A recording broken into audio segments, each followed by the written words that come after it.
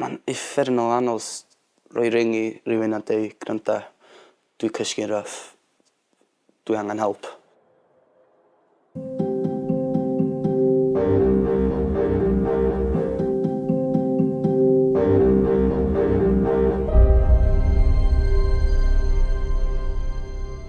Tro gynta iddo fi cysgu allan oedd yn ffwtbol stand. Dim fi, jyst fatha sheet o metal alone, really. A steps, concrete. Oedd hi'n uffernol oer na. O'n I weithiau cysgu mewn yn tŷ ffrind anti fi. Weithiau o'n I mewn cefn bwt ffrind fi. Tra oedd o'n mynd I shift yn nos. Just basically o'n I alternatio rhwng y tri yna, really.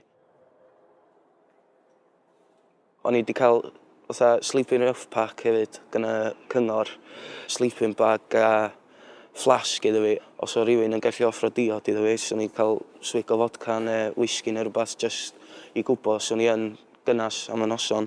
Oedd yn embarrassing cos oedd pobl yn gwybod pwy ydw I rownd y pentra, oedd pobl yn gwybod pwy di teulu fi sort of thing. So oedd nhw'n sbio na fi fel fatha, wow, beth sy'n mynd yn rong na fyna. O'n i'n gwybod o'na bitio, not mynd ymlaen tu ôl I cefn fi, ond be ffwc ydy hynna pan ti cysgu allan. Priorities eraill, toes. O'n I realistically trio avoidio gofyn am help, cos o'r cwylydd. Nes I cychwyn antidepressants pan o'n i'n blwyddyn 9. O'n I fod I fod ar y tabledi yma, ond o'n i'n cymryd nhw. Oherwydd, ma' nhw'n addicting. O'n I suffro anxiety, so oedd o'n reit anodd iddo fi interactio efo pobl ar rhai adegau. Psychologically, yr unig ffordd fedrai roid o, o'n I defnyddio'r actio allan I supplementio efo torri fy hun.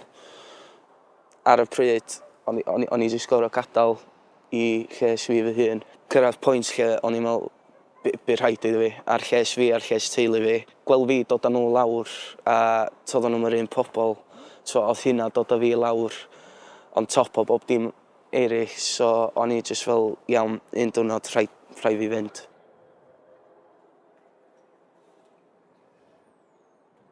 I nadu fi, torri freichiau fi, torri coesau fi, oedd o jyst... O'n I jyst neud pethau wirion. Cos oedd o'n reckless, oedd o dal efo'r initial motive o sgyn ti'n ffwc ots am chdi dy hun na'n byd fel na, ond o chdi'n neud o mewn ffordd gwahanol.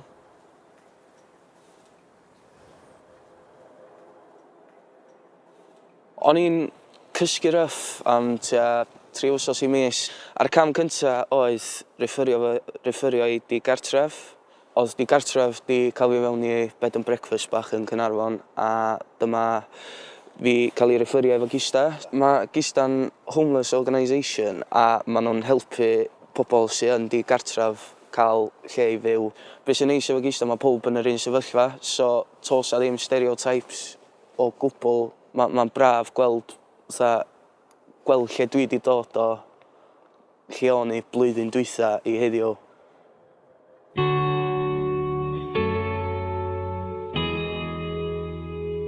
Dwi'n siarad efo mam bob dydd, rhoi text I 9 now and again, gweld sut mae'n neud, dal llefydd I wella, ond dim byd i'r pwynt lle oedd nhw blwyddyn yn dol.